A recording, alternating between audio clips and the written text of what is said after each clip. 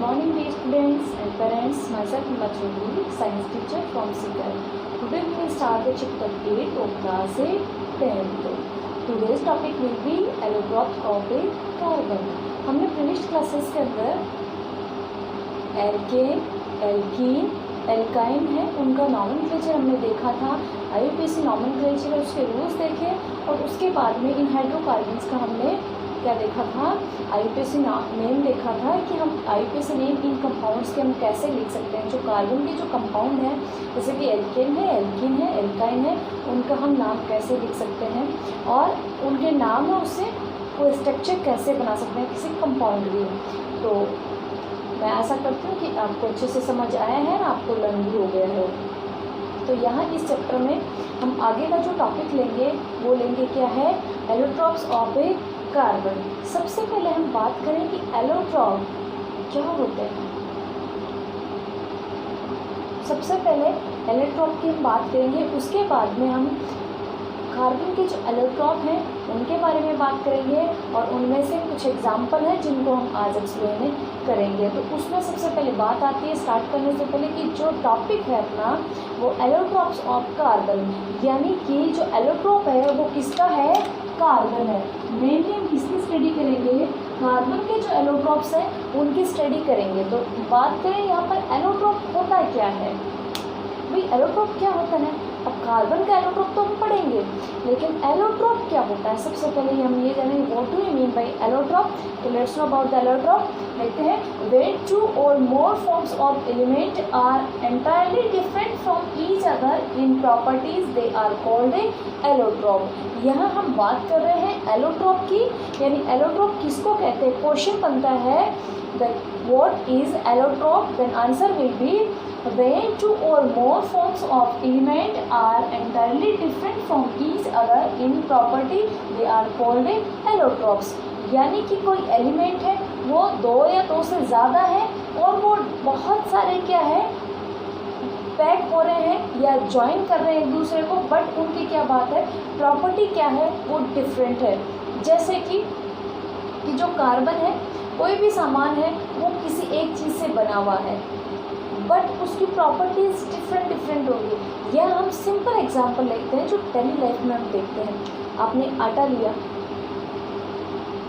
आटे का आप क्या क्या बना सकते हो। आटे का आप रोटी बना सकते हो, आटे की आप हलवा बना सकते हो, आटे से आप दलिया बना सकते हो, मतलब आटे से आप पराठे वगैरह बना सकते हो, पूड़ी बना सकते हो। यानी बना किसका है, आटे से बना है, ठीक है। बट इसकी जो प्रॉपर्टीज़ होंगी सबकी वो क्या होंगी, डिफरेंट होंगी। वैसे ही एलोट्रॉप में होता है कि कोई एलिमेंट होता है उसके डिफरेंट जो एलिमेंट्स के जो फॉर्म्स होती हैं उनकी जो प्रॉपर्टीज़ होती है वो डिफरेंट होती हैं। उसको हम क्या कह देते हैं, एलोट्रॉप कहते हैं। और इस फिनोमिना को हम क्या कहते हैं, एलोट्रॉपी कहते हैं। यहाँ हम बात करेंगे एलोट्रॉप की, तो फिर से देखेंगे एक बार देखना, when two or more form of element, यानी एलिमेंट की दो या दो से ज़्यादा फॉर्म्स प्रेजेंट है। जैसे कि कार्बन की हम बात करेंगे तो कार्बन बहुत सारी फॉर्म में प्रेजेंट होता है। तो देखते हैं when two or more form of element are entirely different from each other in property they are called allotrope। यानी कार्बन से ही बने हुए हैं बट उनकी जो प्रॉपर्टी है टोटली डिफरेंट है एक दूसरे से, उनको हम क्या कहेंगे, एलोट्रॉप कहेंगे।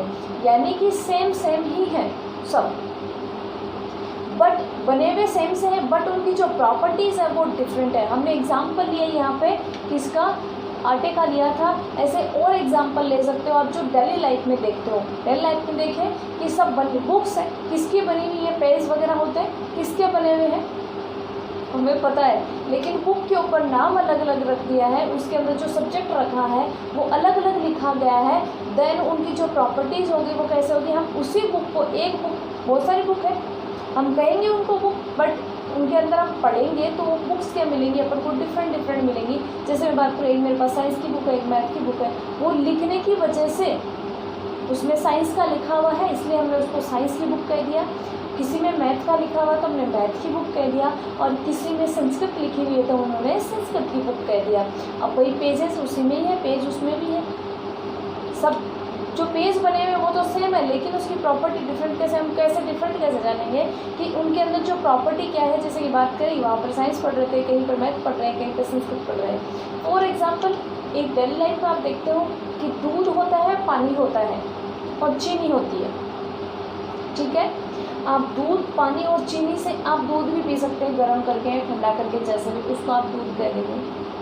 आप दूध को गर्म करके, ठंडा करके फ्रिज में जमा के खाओगे, उसको आप आइसक्रीम कह दोगे, उसकी प्रॉपर्टी थोड़ी डिफरेंट हो जाएगी। आप क्या करेंगे, जो दूध है, दूध को आप बॉईल करते जाएंगे और दूध को किस में कन्वर्ट कर लेंगे, मावे में कन्वर्ट कर लेंगे, तो उसको मावा कह देंगे। यानी बना किससे है, सब दूध से बना है, बट इसकी जो प्रॉपर्टीज़ है वो क्या है, डिफरेंट है, इसलिए हमने इनको अलग अलग कहा है। यानी ये सब एक दूसरे के क्या है, एलोट्रोप है। आगे बात करते हैं एलोट्रोप में। तो this phenomena is called allotropy, यानी इस फिनोमिना को हम क्या कह देते हैं, एलोट्रॉपी कह देते हैं। अब देखना हम कार्बन की पढ़ेंगे, यहाँ पे हमने एलोट्रोप किसके लिए थे, कार्बन के लिए, ठीक है। तो एग्जाम्पल भी यहाँ किसके लेंगे, कार्बन के लेंगे। कार्बन के एग्जाम्पल एलोट्रोप की हम बात करेंगे तो हम क्रिस्टली एलोट्रोप पढ़ेंगे, किसके, कार्बन के। क्रिस्टली मतलब क्रिस्टल फॉर्म में हो, कार्बन के एलोट्रोप क्रिस्टल और नॉन क्रिस्टल एक्रिस्टल, जिसकी हम बात करें दोनों फॉर्म में प्रेजेंट होते हैं। क्रिस्टल में आता है डायमंड, ग्रेफाइट और फुलरिन। नॉन क्रिस्टल की हम बात करें चारकोल है, एनिमल चारकोल है। ये सारे एग्जाम्पल किस में आते हैं, नॉन क्रिस्टल में आते हैं, यानी वो क्रिस्टल फॉर्म में नहीं होता है, उसको हम नॉन क्रिस्टल कहेंगे। जो क्रिस्टल फॉर्म में प्रेजेंट होता है उनको हम क्रिस्टलिन कहेंगे। अब हम बात करें कार्बन के एलोट्रोप, जो क्रिस्टलिन एलोट्रोप है वो कौन से हैं, डायमंड, ग्रेफाइट एंड फुलरिन। यहाँ हम पढ़ेंगे डायमंड के बारे में, ग्रेफाइट के बारे में और फुलरिन के बारे में। डायमंड, ग्रेफाइट और फुलरिन के बारे में हम क्या पढ़ेंगे, डायमंड, ग्रेफाइट और फुलरिन के बारे में हम पहले तो उनकी प्रॉपर्टी पढ़ेंगे, फिर उनके यूजेस पढ़ेंगे, फिर उनके स्ट्रक्चर पढ़ेंगे। बहुत इजी है, आप थोड़ा कॉन्सेंट्रेट होकर ध्यान देंगे तो अच्छे से लर्न भी होगा। और ये क्वेश्चंस होते हैं, छोटे छोटे क्वेश्चन होते हैं जो आपको हर कहीं मिलेंगे। आज के टाइम में देखें तो शिक्षा नीति 2020 लगी है, उसके अकॉर्डिंग 10th क्लास के अंदर बोर्ड क्लास है और 12th क्लास के अंदर भी बोर्ड क्लास है। तो पहले जो क्लासेस में पेपर होते थे बोर्ड क्लास के, वहाँ पर बहुत छोटे क्वेश्चंस नहीं आया करते थे, यानी वस्तुनिष्ठ क्वेश्चन भी नहीं होते थे, वेरी शॉर्ट है, मल्टीपल चॉइस क्वेश्चन है, या हम बात करें मैथ्स द कॉलम है, ये कभी कभी मैथ्स द कॉलम दे दिया करते थे, बाकी शॉर्ट क्वेश्चन देते थे, डायरेक्ट लॉन्ग क्वेश्चन होते थे। अभी जो लगी है उसके अकॉर्डिंग आपको पूरा चैप्टर लर्न करना, आप सिलेक्टिव स्टडी बिल्कुल नहीं कर सकते। क्यों? क्योंकि उसमें से आपको एक छोटा सा क्वेश्चन भी दे सकते हैं, उसमें थोड़ा बड़ा भी दे सकते हैं, उसमें फिल इन द ब्लैंक भी दे सकते हैं, उसमें मैथ्स द कॉलम भी दे सकते हैं और उसके अंदर लॉन्ग क्वेश्चन भी दे सकते हैं। हाँ, किसी चैप्टर में जो जितने नंबर का उसके अकॉर्डिंग ही नंबर आएंगे, क्वेश्चंस उतने ही आएंगे, बट वो किसी भी तरह से दे सकता है। तो आप सिलेक्टिव स्टडी नहीं करेंगे तो आप ध्यान से इसको पढ़ेंगे कि इसमें से कैसे कैसे क्वेश्चन बन सकते हैं। अब हम डायमंड को पढ़ेंगे तो डायमंड में सबसे पहले तो हम बात करें इसकी जो प्रॉपर्टी है, प्रॉपर्टी से रिलेटेड बहुत सारे क्वेश्चन बन जाते हैं, जिसको आप पढ़ेंगे कि प्रॉपर्टी से रिलेटेड बहुत सारे क्वेश्चन, तो मैथ्स द कॉलम में भी आ सकता है, मल्टीपल चॉइस क्वेश्चन में भी आ सकता है और फिल इन द ब्लैंक में भी आ सकता है, या डायरेक्ट 1-2 नंबर का भी आ सकता है, या डायरेक्ट 4 नंबर का भी आ सकता है। ऐसे क्वेश्चन बनते हैं। तो आप आज के बाद में जब भी आप स्टडी करें किसी भी टॉपिक की, तो सिलेक्टिव स्टडी बिल्कुल नहीं करें, आप पूरे टॉपिक को अच्छे से पढ़ें ताकि आपके कंसेप्ट भी क्लियर हो और क्वेश्चंस भी साथ में क्लियर हों। हाँ, पढ़ने से पहले आप पहले बुक की रिविज़न करके बैठें, रीड करके बैठें। रीड करने के बाद में आप क्लास में, जब आप क्लास लोगे तो आपको समझ भी आएगा अच्छा। और क्लास लेने के बाद में एक बार इवनिंग के अंदर या जब भी आपको टाइम मिले एक बार आप रिविज़न ज़रूर करें। आपको रटना बिल्कुल नहीं है, समझना है, और समझोगे तो आप लाइफ टाइम नहीं भूलोगे, रटोगे तो आप थोड़ी देर बाद में भूल सकते हो सकता है आप एग्ज़ाम टाइम में भूल जाओ, तो आप रटे बिल्कुल नहीं, आप समझने की कोशिश करें। चलो आओ समझते हैं। क्रिस्टलिन एलोट्रोप, क्रिस्टलिन एलोट्रोप की हम बात करें तो सबसे पहले बात आती है कि what do you mean bye crystal allotrope. Crystal allotrope होता क्या है, यानी इसकी डेफिनेशन पूछी जाती है फर्स्ट ऑफ ऑल।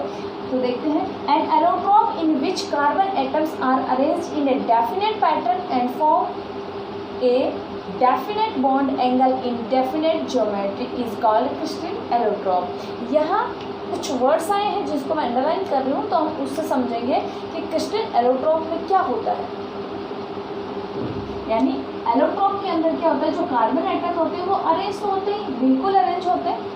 उसके बाद इन डेफिनेट पैटर्न, एक फिक्स पैटर्न होता है, फिक्स पैटर्न के अंदर वो क्या होते हैं, अरेंज होते हैं and form a definite bond angle, और उनके बीच में डेफिनेट बॉन्ड एंगल भी होता है, यानी फिक्स बॉन्ड एंगल होता है कि कोई भी एलोट्रॉप है उसके कार्बन कार्बन के बीच में जो बॉन्ड एंगल है वो फिक्स होगा।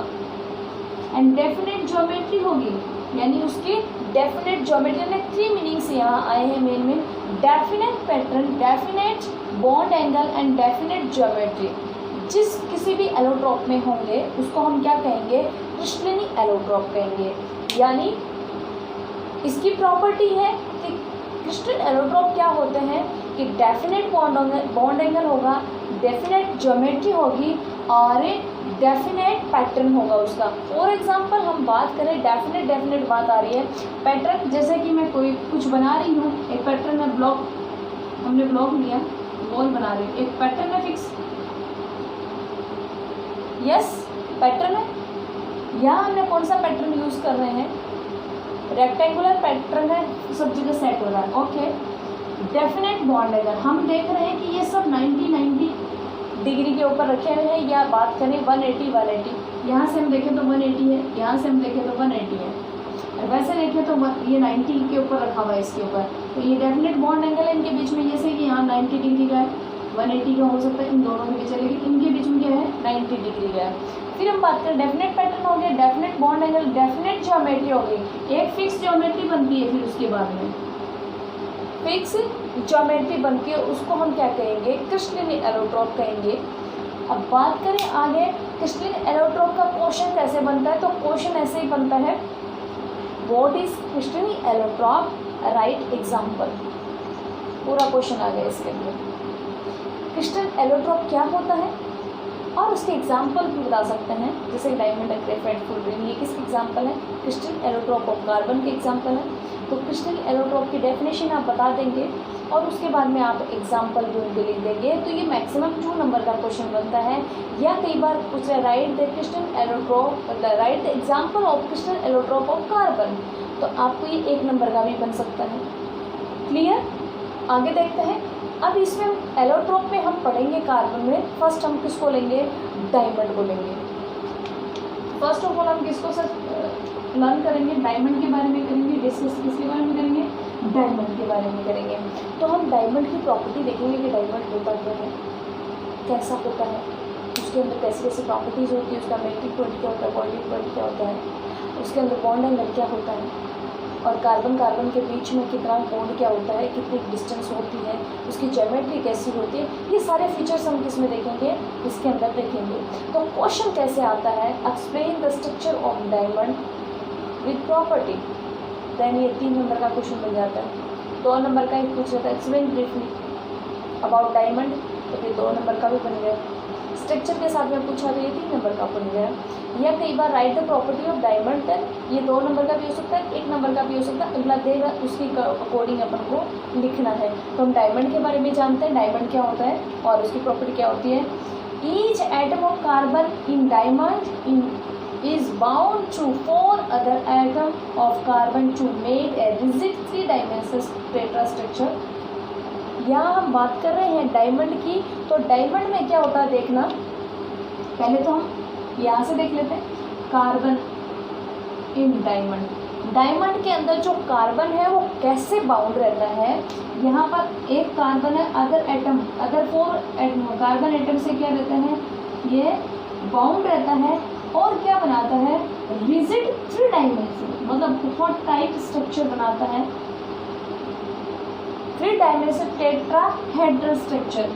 बात करें यहाँ पर डायमंड की, थोड़ा सा देखते हैं कि डायमंड का एक कार्बन है वो 4 साइड में, इस यहाँ भी कार्बन से जुड़ा होगा, यहाँ भी कार्बन से, यहाँ भी कार्बन से और यहाँ भी कार्बन से जुड़ा हुआ होगा, एक रिजिड स्ट्रक्चर बनाएगा। ये क्या बनाएगा, रिजिड स्ट्रक्चर बनाएगा। देखना बहुत टाइट 3 डायमेंशनल स्ट्रक्चर बनाता है, टेट्राहेड्रल, टेट्रा का मतलब 4, हेड्रल यानी हेड, जैसे कि 1 2 3 4, तो टेट्राहेड्रल हो गया। ओके, हम कई बार देखते हैं बच्चों को भी ऐसे सिखाते हैं कि ये शेप किसकी है, डायमंड की है। क्यों बताते हैं कि 4 कॉर्नर पे यहाँ पर डायमंड है और मिड के अंदर यहाँ 4 कॉर्नर पे यहाँ पे कार्बन है और मिडी में यहाँ कार्बन है, वो इनसे सबसे क्या तेज है। इसको हमने ऐसे बनाया तो ये डायमंड का शेप बोल देंगे, ऐसे बनाया तो हम इसको क्या कह देंगे, स्क्वायर कह सकते हैं, क्यूब कह सकते हैं, जो भी कहें, ठीक है।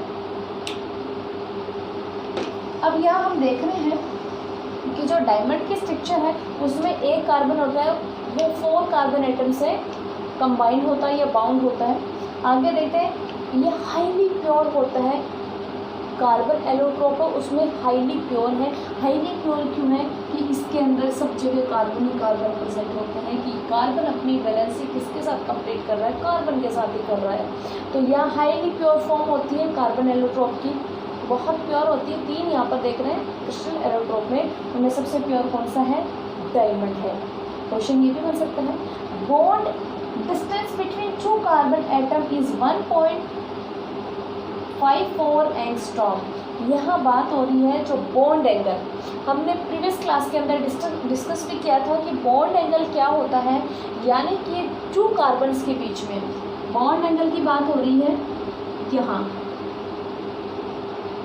यहाँ की बात हो रही है, ये बॉन्ड एंगल है और बॉन्ड ये यहाँ से यहाँ की जो डिस्टेंस बताई है वो कितनी है, 1.5 एंगस्ट्रॉम,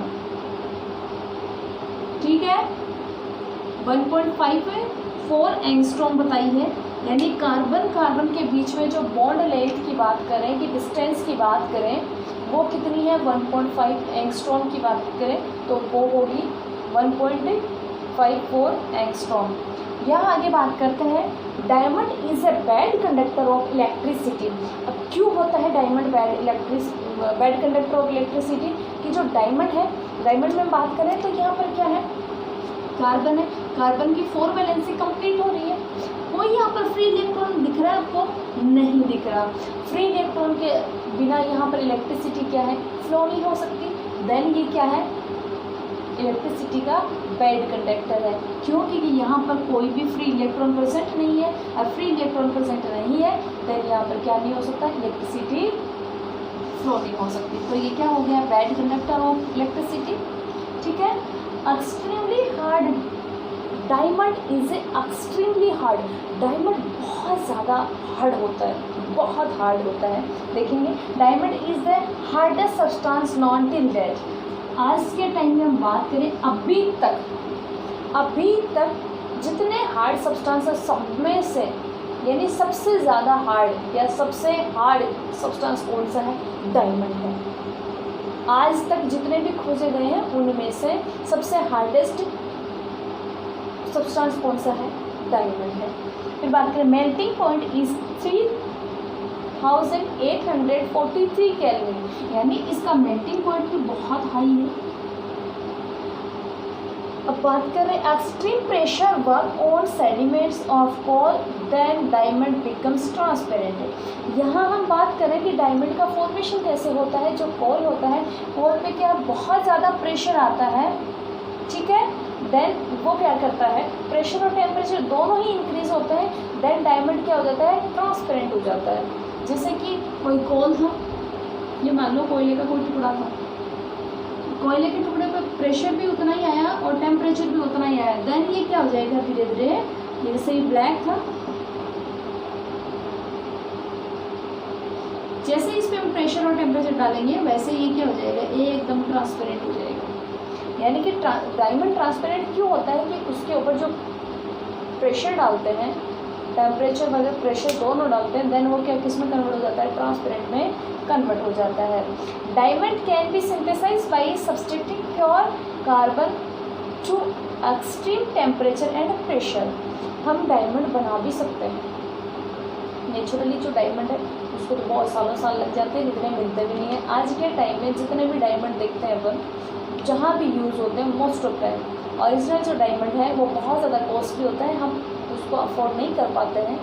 इसी की वजह से क्या है, आजकल आर्टिफिशियल डायमंड भी बनने लगे। आर्टिफिशियल डायमंड कैसे होता है, कोल होता है, ठीक है, जो प्योर कोल की कार्बन की हम बात करें तो उसके ऊपर एक्सट्रीम प्रेशर डालते हैं, टेम्परेचर डालते हैं और उसको किस में कन्वर्ट किया जाता है, डायमंड में कन्वर्ट किया जाता है। किस में कन्वर्ट किया जाता है, डायमंड में कन्वर्ट किया जाता है, जिसको हम बहुत जगह यूज़ करते हैं, क्योंकि नेचुरली तो इतना पॉसिबल नहीं है, बहुत साल लग जाते हैं, तो उसको हम आर्टिफिशियली सिंथेसाइज भी करने लगे, डायमंड बनाने भी लगे।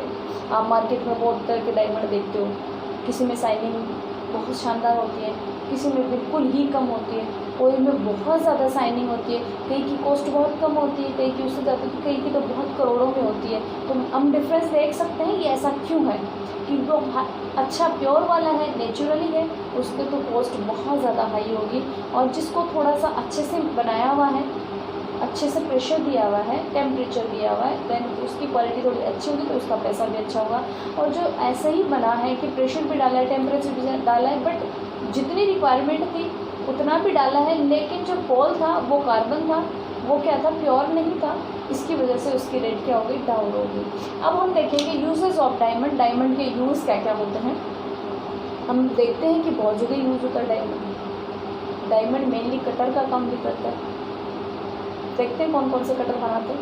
यहाँ बात करें as cutter to cut glasses, diamond है वो ग्लास को भी कट कर सकता है इजीली। बहुत जगह डायमंड को एज ए कटर की तरह यूज़ किया जाता है। बहुत सारी खदान वगैरह होती है, वहाँ पर काम में लिया जाता है, पत्थरों को काटने में भी काम में लिया जाता है। जब ग्लास काट सकते हैं तो पत्थर भी काट सकते हैं, इतना हार्ड होता है। तो हमने अभी जाना है कि हार्डेस्ट सब्सटेंस होता है टिंडेड, आज तक ये किसी को भी काट सकता है। Then as cutter to cut glass, glass को भी कट करने में काम है। In cutting machines for rocks, चट्टानों को काटने में भी डायमंड का यूज़ किया जाता है। डायमंड को किस में यूज़ किया जाता है, चट्टानों को काटने के लिए, यानी खदान जिसकी हम बात कर रहे थे, माइंस वगैरह है, वहाँ पर भी यूज़ किया जाता है इनको। In making the needle of phonograph, phonograph की नीडल बनाने में भी इसका यूज़ किया जाता है। इन मेकिंग ज्वेलरी, आज के टाइम में ज्वेलरी में बहुत ज़्यादा यूज़ होने लग गया किसका, डायमंड का। अब हम बात करेंगे यहाँ पर आगे डायमंड के स्ट्रक्चर के ऊपर कि डायमंड की स्ट्रक्चर कैसी होती है। तो हमने देखा था 3 डायमेंशनल टेट्राहेड्रल स्ट्रक्चर थी, यानी 3 डायमेंशनल टेट्राहेड्रल यानी 4 हेड स्ट्रक्चर थी। अब डायमंड की स्ट्रक्चर है उसके अंदर हम देखेंगे कि जो एक कार्बन है वो क्या करता है, 3 डायमेंशनल टेट्राहेड्रल स्ट्रक्चर है। अब देखना ये जो हम स्ट्रक्चर बनाते हैं, ये देखना कैसे बनती है, ऐसे। ये कार्बन है, ये ऊपर की साइड है, ये सामने, ये जो कार्बन है ये बैक साइड है। तो इसको मैं डॉट डॉट करके शो करो, ये बैक साइड है जो हमें दिखता नहीं है मोस्ट ऑफ टाइम। हम बात करें यहाँ पर एक कार्बन है वो कितने कार्बन से कंबाइन हो रहा है, 4 कार्बन से कंबाइन हो रहा है। तो 3 तो फ्रंट में दिख रहे हैं, लेकिन चौथा हमें नहीं दिख रहा है। बट 3 डायमेंशन हुआ या नहीं हुआ, बिल्कुल हुआ। तो यहाँ हम इस स्ट्रक्चर में समझेंगे, ये जो स्ट्रक्चर है सेम एज इट इज़ यहाँ है, जो राउंड राउंड शेप दिख रही है यहाँ पर, जो भी यहाँ पर कॉर्नर है वो किसको शो कर रहे हैं, कार्बन को शो कर रहे हैं। और यहाँ पर ये क्या है, बॉन्ड बना हुआ है, यहाँ पर क्या है, बॉन्ड बना हुआ है। यहाँ पर ये बॉन्ड की लेंथ कितनी है, 1.54 एंगस्ट्रॉम या पिकोमीटर कह सकते हैं। पिकोमीटर की हम बात करें तो 154 पिकोमीटर ये जो लेंथ है। कार्बन कार्बन के बीच में जो डिस्टेंस है उसको हम क्या कहेंगे, बॉन्ड लेंथ कह रहे हैं यहाँ पर। तो वो कितनी है, 154 पिकोमीटर कह सकते हैं, या 100.54 एंगस्ट्रॉम कह सकते हैं। यस, यहाँ हम देख रहे हैं ये कार्बन है, कार्बन देखना 3 कार्बन से दिख रहा है अपन को, 1 2 3, 4 तो वो इसकी बैक साइड में जो हमें दिख नहीं रहा। सेम हमने जो यहाँ बनाया था, हर कार्बन कैसे दिख रहा है, यहाँ देखो 1 2 3, ये भी 1 2 3, हर एक कार्बन 4 कार्बन से जुड़ा हुआ होता है। तो यहाँ पर टेट्राहेड्रल स्ट्रक्चर है कार्बन की। तो आज हमने यहाँ पर देखा एलोट्रोप ऑफ कार्बन, यानी कि एलोट्रोप ऑफ कार्बन की बात करें तो सबसे पहले डेफिनेशन देखी हमने। डेफिनेशन के बाद में हम कार्बन के एलोट्रोप है, क्रिस्टल एलोट्रोप है, उनके एग्जाम्पल देखे, और उन एग्जाम्पल के बाद में हम क्रिस्टल एलोट्रोप है उसकी डेफिनेशन देखी, और उसके बाद में हमने डायमंड के प्रॉपर्टी और डायमंड के यूजेस देखे और क्वेश्चंस भी हमने साथ साथ में क्लियर किए, इनके स्ट्रक्चर भी हमने डायमंड की देखी। तो आई होप आपको ये अच्छे से समझ आया है और आप समझ भी रहे हैं। तो आप रेगुलर इनको नोट डाउन करें कॉपी के अंदर और रिवाइज भी प्रॉपर करें ताकि इनके छोटे छोटे क्वेश्चंस हैं वो आपके क्लियर हो जाएं। आई होप आप अच्छे से पढ़ रहे हैं और समझ भी रहे हैं। आज के लिए बस इतना ही। Thank you.